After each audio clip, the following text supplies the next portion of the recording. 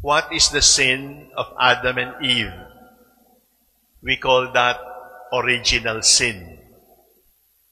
But what did they actually do that offended God? And the answer is disobedience. They disobeyed God, and that is the consequence is expulsion from paradise. The next question is, what did the Lord do to save us from sin? The answer is obedience.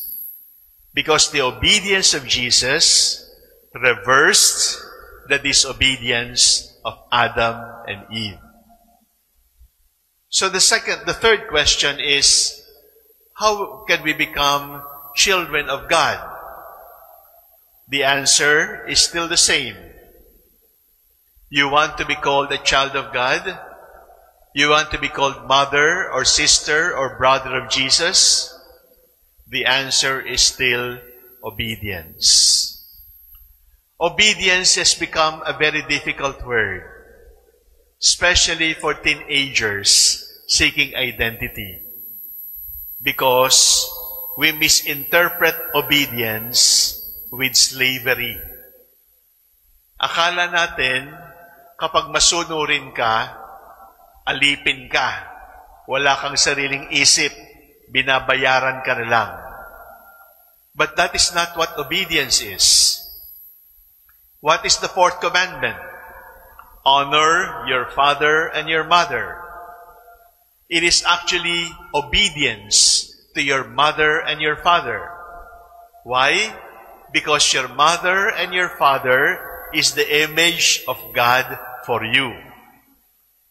Kapag tayo ay mayroong teacher, kapag mayroong pulis, kapag may kapangyarihan, kasama doon ang mga dapat nating sundin at tayo ay dapat na maging masunurin at magalang. Obedience is the sin. Disobedience is the sin of Adam. Obedience is the act of Jesus. Obedience is the act of the children of God. And we cannot live our Christian lives without obeying. Pero, sasabihin niyo sa akin ngayon, paano kung yung tatay ko ay rapist? Paano kung yung nanay ko ay bugaw? Paano kung yanay ko ay mamamatay tao? Paano kung yung tatay ko ay nambubugbog? Paano ko igagalang yon? Paano ko siya susundin?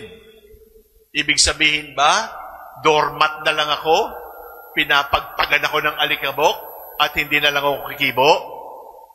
Hindi po obedience ang tawag doon. Ang kailangan nating liwanagin ay ito. Igagalang natin ang kanyang pagiging magulang, subalit hindi natin tutularan ang maling ginagawa ng magulang. Ibig sabihin, you respect the authority, the position of your mother in the family. Even if she is a bad woman. Even if she is a drunkard, alcoholic, gambler, adulterer, you must respect the position of motherhood. It does not mean that you like what she's doing.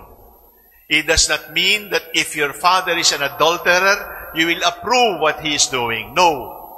But you will still respect the fatherhood. You will still respect the motherhood, because motherhood and fatherhood are reflections of Godhood. Ibig sabihin, kahit ganito sila ay larawan ng pag-ibig ng Diyos para sa atin. Sa huli, mga minamahal kong kapatid, mayroon pong mga researchers, doktor, psychiatrists, psychologists, sociologists, na nagsasabi ng ganito, na ang pagsunod ay isang pangangailangan ng lahat ng tao. To obey is a human need. And our life is spent looking for somebody higher than me whom I will obey. Our lives are a search for somebody, something we will obey. The Lord presents Himself and says, I am worthy of your obedience. The Lord says to all of us, your mother and your father are worthy of obedience despite their weaknesses, despite their sins. Pero, minsan sabihin natin, ayaw ko nang sumunod sa Diyos. Ayaw ko nang sumunod sa magulang. Ayaw kong sumunod sa teacher na diktador. Ayaw kong sumunod sa parish priest na masungit. Ayaw kong sumunod sa obispong suplado. Ayaw kong sumunod kay Pope Francis na nakakalito. Kapag ganoon ang ating attitude, ibig sabihin, wala ka nang sinusunod? Hindi naman eh.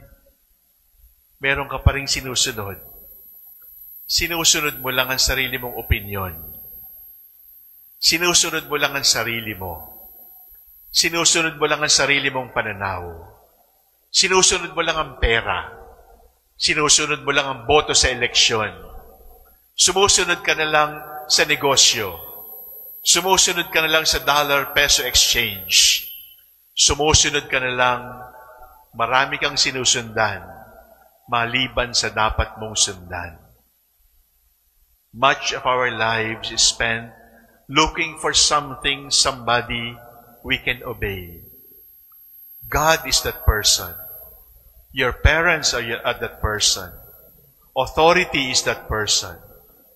Unfortunately, if we do not like to recognize them, we will end up obeying idols. We will end up idolatrous because we will be obeying the false god of money, the false god of power, the false god of popularity, the false god of our own opinion, na ikaw na lang ang tama at dapat silang sumunod sa iyong lahat. Today, we will repeat it in the Lord's Prayer. May your will be done on earth as it is in heaven. And only in obedience to the Lord can we find the meaning we are looking for.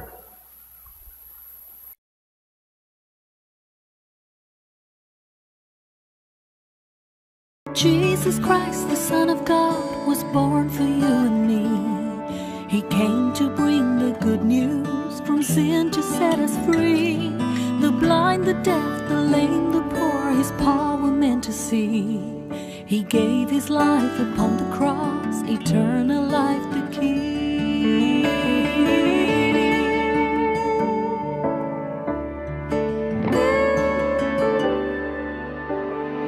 He broke bread and shed wine before His agony.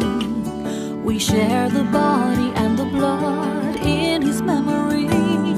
To make His message known is our responsibility. So here we are to pledge our lives to the Lord.